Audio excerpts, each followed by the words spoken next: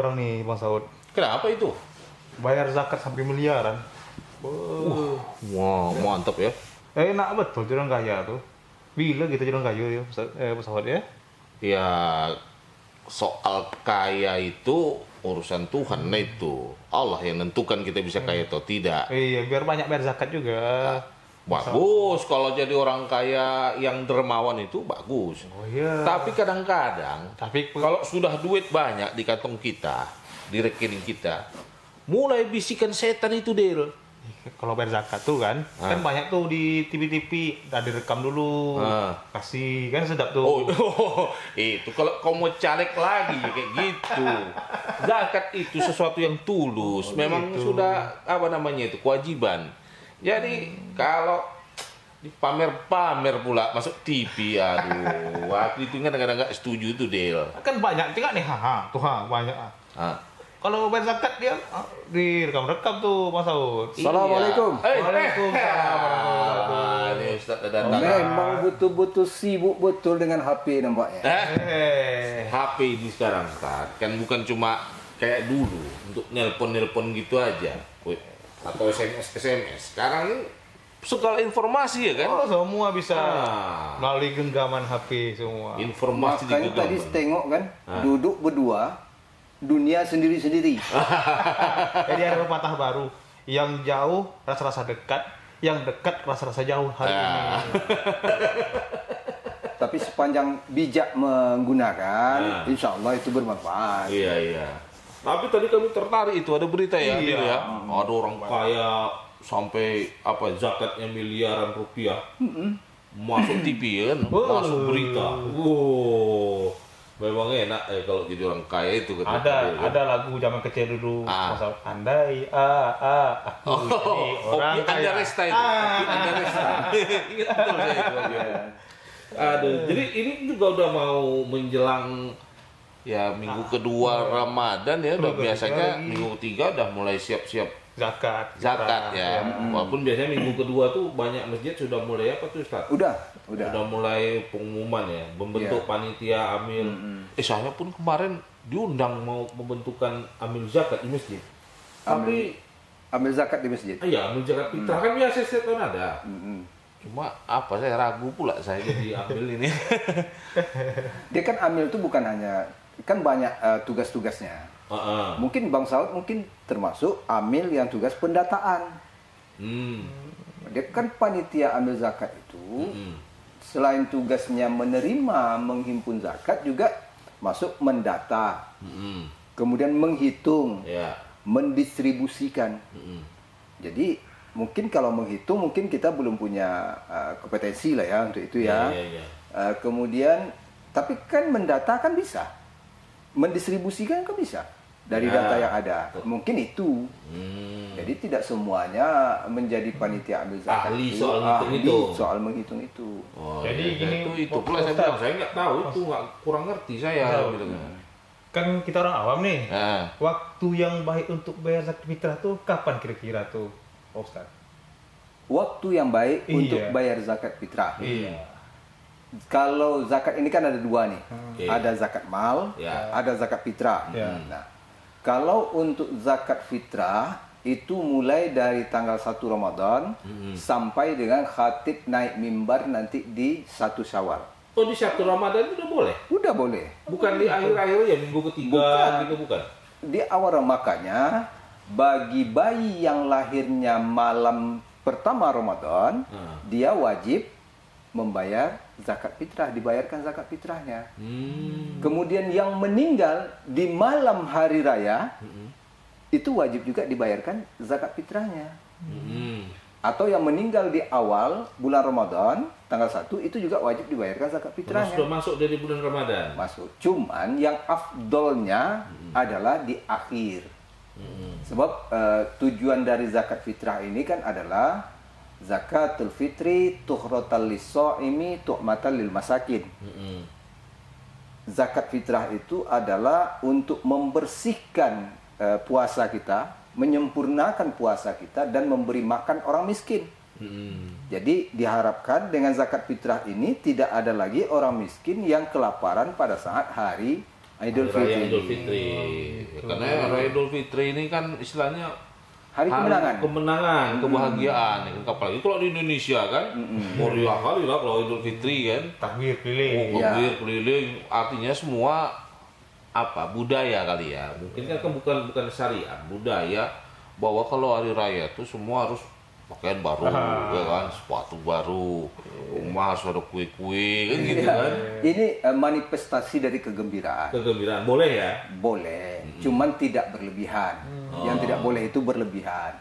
Kan ada dua kegembiraan bagi orang yang berpuasa itu. Pertama, berpuasa gembira ketika dia berbuka, itulah saat Idul Fitri. Kemudian gembira pada saat dia bertemu dengan Robnya.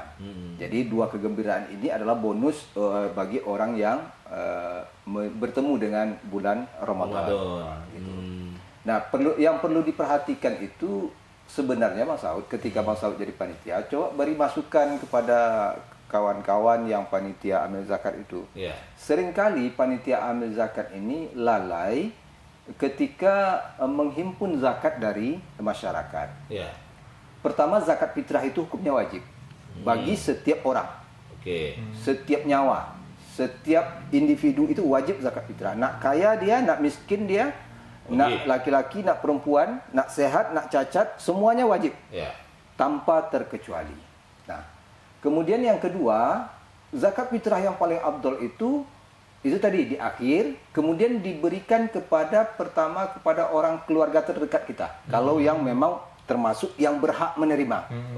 Jadi kalau ada keluarga kita yang miskin, lebih bagus dulu kita bagus kepada keluarga yang berhak menerima. Gitu. Kemudian yang kedua, kalau dikhawatirkan akan ada penumpukan. Penumpukan, misalnya ada di sini nih ada 100 nih yang terdata untuk yang berhak menerima zakat fitrah. Tetapi dikhawatirkan nanti ada kecenderungan orang kepada satu orang, sehingga yang lain terabaikan. Maka di sini peran panitia. Maka bayarlah zakat itu kepada panitia amil zakat supaya distribusinya merata kepada yang betul-betul berhak. Cuman ingat, ketika si muzaki ini sudah membayarkan, sudah berikrar dia membayarkan zakat fitrahnya kepada panitia, maka panitia memikul beban tanggung jawab itu. Dia harus membagikannya sebelum khatib naik mimbar. Jangan ada sisanya. Dan zakat ini sekali lagi, zakat fitrah itu tidak boleh digunakan dibagi untuk pembangunan masjid sebagian, tidak boleh.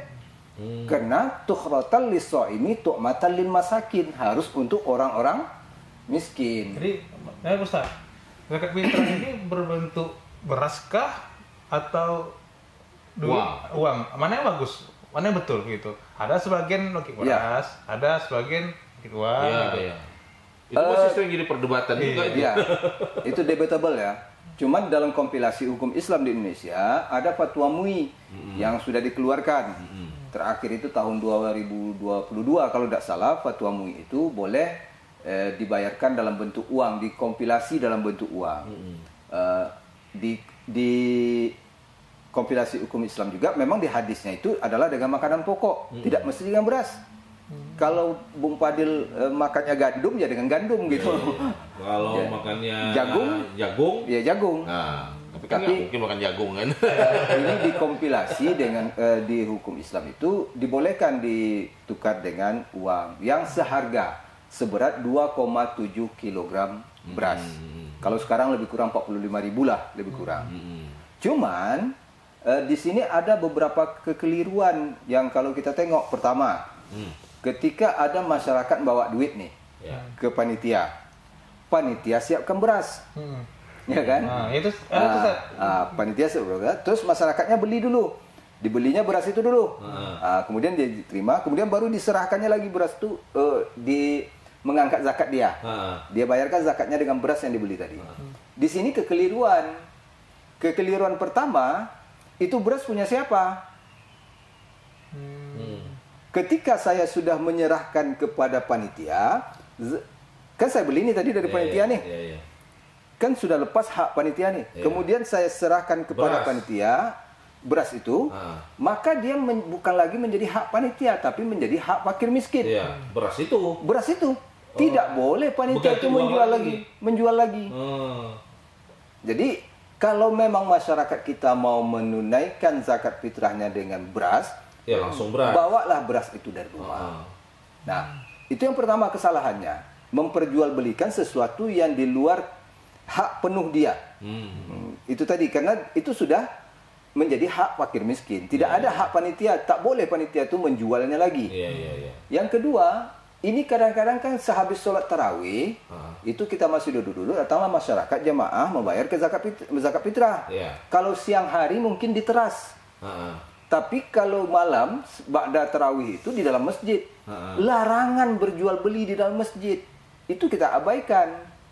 Oh gitu. Jadi nggak boleh kalau bayar zakatnya di dalam masjid itu? Boleh, tapi jangan ada transaksi jual beli tadi dulu. Oh, yang tadi, yang beras tadi. Makanya.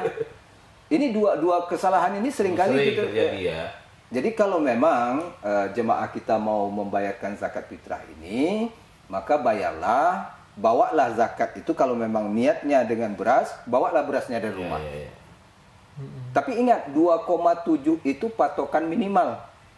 Bukan harus segitu. Boleh lebih. Boleh lebih. Boleh lebih. Soalnya kan saya pernah dengar juga ceramah, ini kan soal ukurannya beda-beda.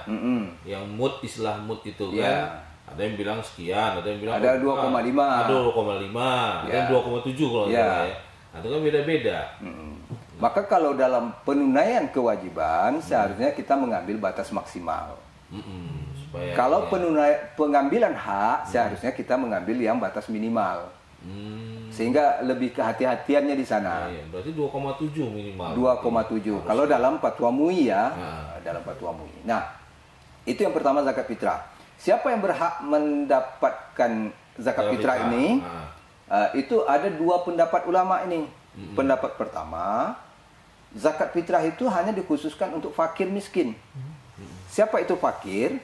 Mereka yang tidak punya penghasilan dan mereka yang tidak punya pekerjaan, itu fakir. Kalau kita mungkin udah susah lah jarinya ya. Susah lah sekarang. Susah. Dia fakir itu dia tidak punya pekerjaan, tak punya penghasilan. Itu fakir. Kemudian ada yang kedua miskin. Miskin ini dia punya pekerjaan, tetapi pekerjaan ini tidak mencukupi untuk memenuhi kebutuhannya sehari-hari. Misalnya nih, si A ini, si Fulan ini anaknya 5. Penghasilannya sehari itu 50.000. Kebutuhan dia 80.000. Berarti kan tak cukup tuh, maka minus. Maka dia kategori miskin. Maka sebagian ulama mengatakan itu merupakan hak dari fakir miskin saja untuk zakat fitrah. Tapi yang lain menyandingkan ini dengan yang menerima zakat fitrah menurut zakat mal. Innamas shadaqatu lil fuqara wal masakin wal amilina 'alaiha. Ada 8 itu asnaf itu?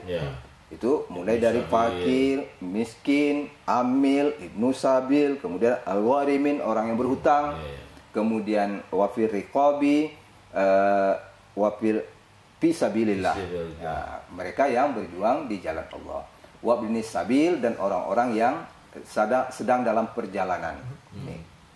Itu untuk zakat fitrah. Jadi waktunya sudah jelas nih, bulan Ramadan. Takarannya sudah jelas. Kemudian siapa yang berhak menerima, serahkanlah itu kepada panitia amil zakat. Kalau kita ragu, serahkan kepada panitia amil zakat. Dan yang paling diingat oleh kita sebagai masyarakat, paling afdol itu adalah berzakat di tempat kita tinggal. Kalau di kampung kita, kadang saya kan kalau lebaran itu pulang kampung, Ustaz. Kecuali sedang pulang kampung. Ini kadang-kadang kan ada, dia di sini dikirimnya ke kampung. Gitu. Dia berusaha di sini. Ingat, zakat itu artinya katanya suci. Berasal dari akar katanya itu suci, berkembang, kemudian bersih. Nah, dengan zakat ini diharapkan harta yang muzaki tadi, orang yang berzakat tadi terjaga dari bersihnya dari segi syariat, kemudian terjaga dari perbuatan jahil manusia, karena dia sudah berbagi dengan lingkungannya. Nah, ini kan tidak akan tercapai kalau zakatnya diantar ke tempat lain gitu. Terus ini kita yang wajib bayar zakat fitrah siapa, Ustaz? Yang wajib membayar zakat fitrah. Yang bertanggung jawab. Oh gitu ya. Terus yang fakir miskin yang menerima zakat fitrah ini dia wajib juga? Wajib. Oh gitu, membayar zakat tuh. Ya. Iya kan sekarang gitu. Jadi kan agak itu kadang-kadang saya pikir kalau kita lihat sekarang ya ukuran di Indonesia ini kadang-kadang agak susah kita bilang ada orang miskin, Ustaz. Karena macam di kampung kami lah ya, itu hampir semua berzakat. Yang miskin pun berzakat. Kalau kita nanti kemudian ambil itu membalikkan lagi, mengasih lagi deh ke orang yang berzakat tadi. Ya. Itu pada zaman Rasulullah itu seperti itu. Jadi sampai ada salah satu sahabat itu bertanya kepada Rasulullah, ya Rasul, kami tidak mampu untuk berzakat, membayar zakat fitrah.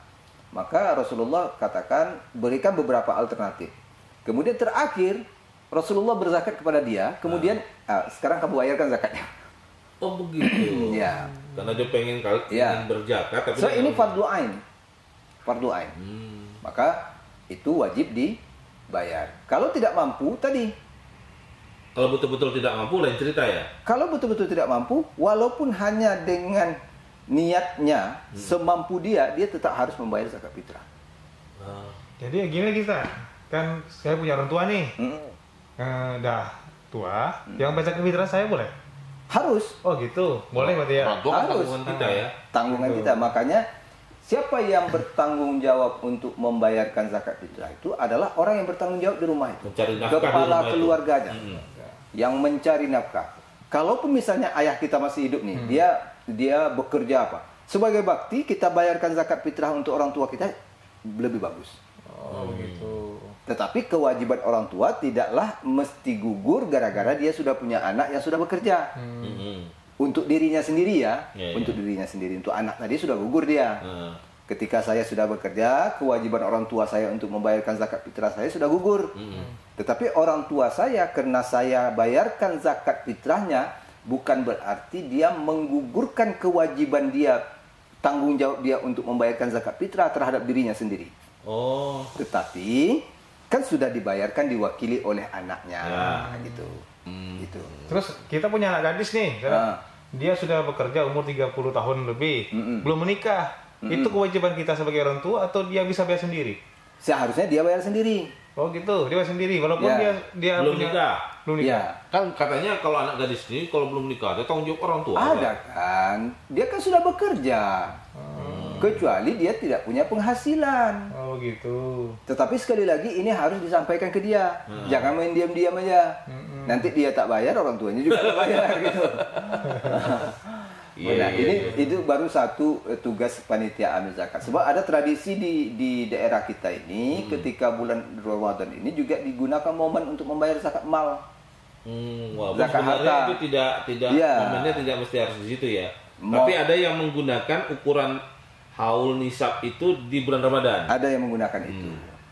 Nah, zakat harta. Bagaimana ukurannya? Ukuran zakat harta ini adalah ketika dia sudah mencapaikan nisabnya. Nisabnya berapa? Itu berbeda-beda. Tetapi yang jelas ketika dia sudah bisa dengan hartanya yang berkembang tadi membeli emas seberat 85 gram, maka dia wajib dibayarkan zakatnya. Sebanyak 2,5%. Tapi kan begini, ini ukuran misalnya beginilah. Itu kalau uang diuangkan ya. Itu kan kalau kita punya tabungan kurang lebih 85 juta ke atas, karena sekarang kan sekitar 1 juta lebih itu. 1.700. Berapa? 1.700. 1.700. Iya. Berarti baru siap menjual emas. Wah, gila. 1.700 sudah. Mas antam lebih ya, satu gram kan? 1.700 ya, itu kan kurang lebih ya hampir 90 jutaan lah ya, lebih. Artinya kalau taruhlah 100 juta lah tabungan kita itu kan menghitungnya apakah uang kita yang terletak di bank itu katakanlah Ramadan tahun lalu sudah ada 100 juta. Terus Ramadan sekarang ada atau bertambah lah di 100 juta. Itu berarti sudah masuk ya? sudah masuk. Tapi kalau misalnya belum, misalnya ya nambah 100 juta itu 2 bulan lalu gitu. Sebelumnya kurang. Dia begini. Kalau begitu nanti jatuhnya ke zakat perniagaan. Oke. Kalau zakat perniagaan modal ditambah untung. Nah, sekarang patokan minimalnya kan tadi kan katakanlah 100 juta, 85 gram. Kita lebih kurangkan plus minus. 100 juta. Begitu kita taruhkan uang ini, kita simpan uang ini, sampai tahun depan, maka dia wajib dizakatkan 2,5%. Yeah. Karena sudah sampai nisab dan haul. Nah, ini apa nih? Yeah, walaupun dia tidak berkembang, tidak bertambah, tetapi ini uang safety kita wajib dizakatkan. Nah, kalau perniagaan berbeda. Ketika saya membuka warung misalnya, ini bulan Maret nih, bulan Ramadan. Saya buka warung, buka kedai dengan modal katakanlah 80 juta. Berkembang selama setahun ini sampai dengan nanti di bulan Maret tahun depan atau Ramadan tahun depan, dihitung berapa modal tambah dengan keuntungan, tambah dengan aset. Kalau sudah tercapai angka 100 juta tadi, wajib dibayarkan zakat 2,5%. Nah, ini lagi Ustaz. Nah, kawan hari banyak tanya nih, karena udah banyak belajar, baca-baca kan. Jadi setelah zakat ini kan sudah sampai nisabnya, terus sudah duitnya ada, dan semua apalah. Sekarang yang kita nih sebagai bayar zakat ini, itu membayar zakatnya bagusnya ke badan amil zakat yang badan atau perorangan. Jadi kan itu, mana bagusnya gitu Ustaz? Zakat mal nih? Iya, zakat mal. Kan kita lagi nih. Secara prinsip, zakat mal itu kan adalah zakat produktif. Sementara zakat fitrah adalah zakat konsumtif. Zakat mal itu diharapkan ketika tahun ini dia menjadi penerima zakat, tahun depan dia walaupun belum menjadi pembayar zakat, minimal dia sudah bebas dari kategori penerima zakat. Misalnya gini, Bung Fadil, tahun ini saya berzakat katakanlah 10 juta.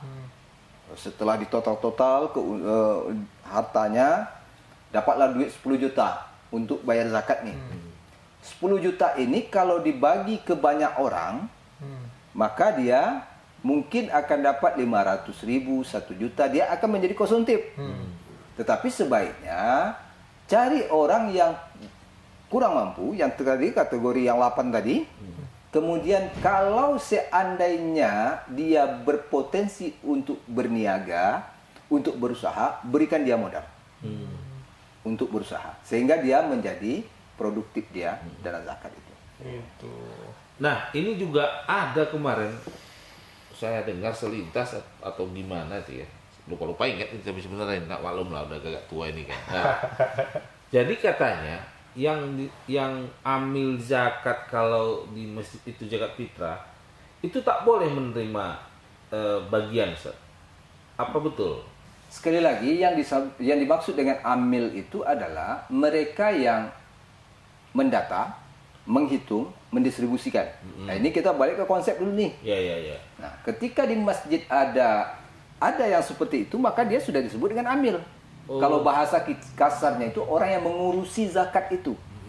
Nah, cuman akan ada perbedaan pendapat ketika apakah zakat fitrah itu ada hak amil di dalamnya, ataukah hanya zakat mal.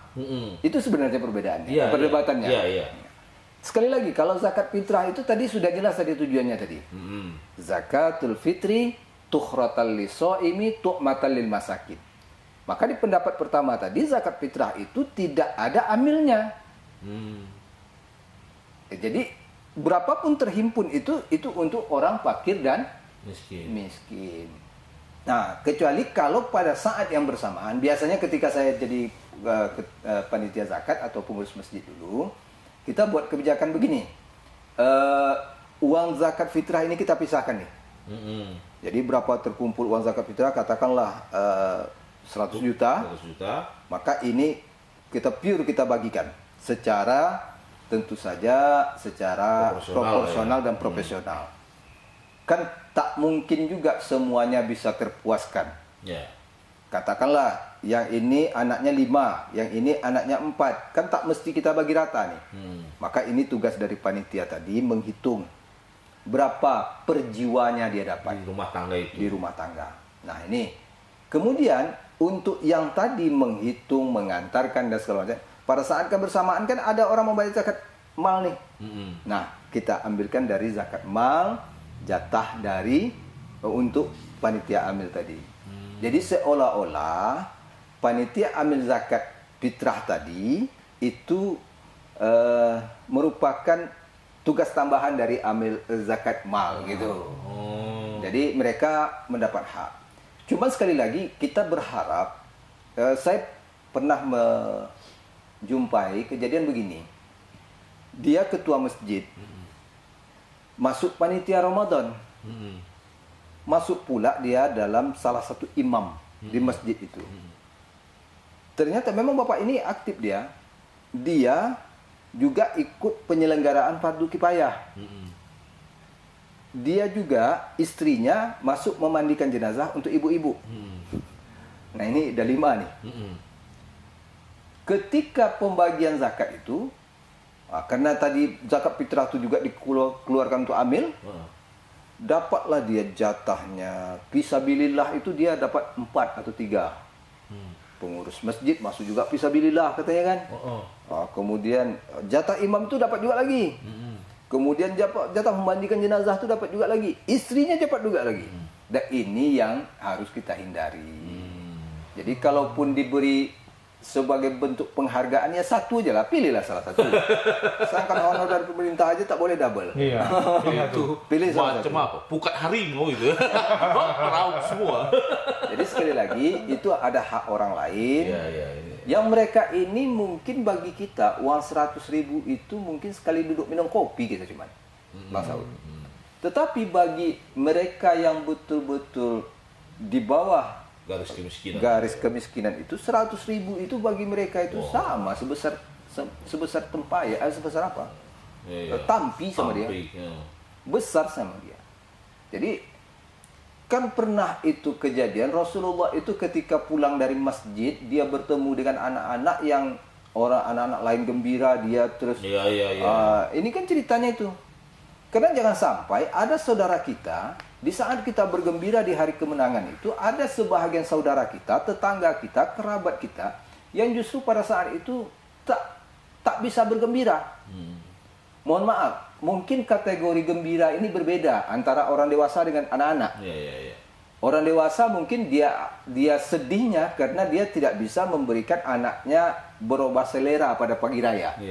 Biasanya sayur nangka, gori, ya. Ini pagi raya itu juga lagi. Telur juga lagi. Kesedihan orang tua kan begitu. Iya. Bentar anaknya minta rendang. Dengan itu dia bisa bergembira hatinya karena dia mampu memberikan hidangan yang berbeda untuk anaknya. Sementara untuk tingkat anak-anak kan gembiranya kan berbeda. Mungkin bagi dia makanan-makanan tadi memang membuat dia kepengen senang, tetapi yang lebih senang dia ketika dia hari raya itu dapat baju baru. Walaupun murah. Karena itulah mungkin sekarang lebih orang banyak menyarankan ganti uang. Karena kalau sekedar beras, saya kira zaman sekarang ini hampir semua orang bisa lah kalau untuk makan. Kan? Makanya ini mungkin pergeseran makna kemiskinan. Beda kalau zaman-zaman dulu kan orang memang ya di masa Nabi misalnya kan itu kan memang ada orang yang memang nggak bisa makan sama sekali karena nggak punya bahan pokok makan gitu kan. Jadi umumnya begitu. Kalau sekarang kita carilah sekeliling ini Pekanbaru ini susah kita cari orang ada beras, minimal beras ada gitu. Inilah mungkin dasar-dasar Majelis Ulama Indonesia itu membuat fatwa. Kan di sana kan para ulama semua, ada ahli hadis, ada ahli tafsir. Mereka sudah melihat dari asbabul urutnya, asbabul nuzulnya dari hadis dan Al-Qur'an itu ayat Al-Qur'an. Kemudian mereka berijtihad di sana, maka lahirlah ini. Jadi bukan orang sembarangan yang menetapkan itu. Kita ini sami'na wa ata'na aja lah. Dengar, ikut, taat, udah. Tak perlu debat panjang lagi, sebab kita tidak ahlinya di situ. Gitu. Itu juga yang penerima zakat juga jangan salah loh, ada orang yang tidak mau menerima zakat. Ada orang yang tidak mau menerima zakat. Kami tidak merasa berhak menerima zakat. Hargai mereka. Jangan lantas awak tak sadar diri. Jangan. Hargai. Bahwa mereka punya keinginan untuk menjadi orang yang pembayar zakat. Nah, kalau bayar zakat fitrah tadi, kembali ke fitrah tadi. Ini kan kadang-kadang tadi kesulitan kita menemukan orang miskin di sekitar kita. Sementara kan sekarang ini umumnya setiap masjid ada panitia, setiap masjid ada panitia. Nah, itu bagaimana pengaturannya? Apakah memang kita harus mutlak di jamaah sekitar masjid itu saja, atau kita boleh ke mana-mana, atau akhirnya kita katakanlah udahlah kita serahkan sajalah ke Basnas misalnya gitu kan? Ini Pak ya kita cari orang miskin di sini gitu. Kalau yang sudah di Pekanbaru ini kita bicara Pekanbaru di komplek elit. Kalau Pekanbaru ini mana komplek elitnya? Ada itu Nirvana, kemudian Citraland. Kalau di dalam itu nak cari orang untuk penerima zakat kan ada. Iya. Iyalah. Tapi kalau Perumnas tipe 21 saya pikir masih banyak. Iya kan? Yeah. Nah, kalau sekiranya sudah selesai dengan urusan, sudah ada jemaah sekitarnya itu sudah di data nggak ada lah misalnya, nggak ada, 1 atau 2 dan sudah disantuni dengan baik, maka ini boleh diserahkan kepada lembaga dan harus diserahkan kepada lembaga yang seperti Basnas tadi. Basnas itu kan punya banyak program untuk penyaluran zakat ini. Dan yang paling penting sebagai panitia Bang Saud, jangan lupa di dalam surat Taubah itu diingatkan tuh, khudz min amwalihim shadaqatan tutahhiruhum wa tuzakkihim biha wa shalli alaihim. Doakan orang yang membayar zakat. Jadi ketika saya bersalam nih dengan panitia, ijab qabulnya lah ya. Walaupun ada sebahagian yang tidak menggunakan ijab qabul itu terserah, itu boleh. Dia niatkan saja sudah boleh. Tapi ada orang yang mencari rasanya kurang afdol kalau belum ijab qabul nih. Dia ijabkan dulu. Saya Fulan bin Fulan dengan ini membayarkan zakat fitrah atas nama saya, istri saya nama Sianu binti Sianu, anak saya ini kepada panitia amil zakat untuk disalurkan kepada yang menerima. Si panitia tadi menjawab, kami panitia amil zakat menerima zakat pokok ini sekeluarga dan akan kami salurkan kepada yang berhak menerima. Maka setelah itu salam, doakan mereka. Minimal doanya, Rabbana taqabbal minna innaka antas samiul alim wa tub alaina innaka antat tawwabur rahim. Apa lu mau bayar zakat? Langsung ya. Karena udah boleh kan? Udah boleh. Di awal Ramadan juga boleh. Iyalah daripada tapi ingat lupa. Pak Badil, tengok dulu keluarga kita yang dekat ya. Jangan sampai nanti ada adik emak kita mungkin. Itu bisa ya, kakak emak. Boleh walaupun nggak tinggal di lingkungan dekat rumah kita. Kalau mereka itu berhak menerima, justru itu yang lebih baik. Jadi urutannya itu dulu ya. Keluarga terdekat yang memang sangat wa ahlihi wa ashabihi, dari keluarga, kemudian dari sahabat, kemudian baru ajmain, baru ke yang orang banyak umat. Oke. Ingat dulu, dicek dulu mana keluarga kita yang udah dapat inspirasi. Dan satu lagi Bu Pade, sebelum kita pisah. Perhatikan tetangga. Tetangga sekeliling kita. Ini juga merupakan saudara-saudara kita yang akan menjaga harta kita dan diri kita. Maka ini yang harus kita prioritaskan. Tetangga-tetangga kita. Jangan sampai mereka merasa kehadiran kita tidak ada bermakna untuk mereka situ. Minimal di hari baik bulan baik ini mereka merasakan, Bapak ini perhatian dengan kami. Pokoknya zakat itu seminimal-minimalnya sesuai dengan apa yang sudah ditentukan. Tapi bukan berarti nggak boleh lebih. Boleh. Kalau cair ya proyek kemarin tuh, kasih lah, bagi. Ustadznya lupa. Bisa bililah. Assalamualaikum. Luar biasa anak muda betul.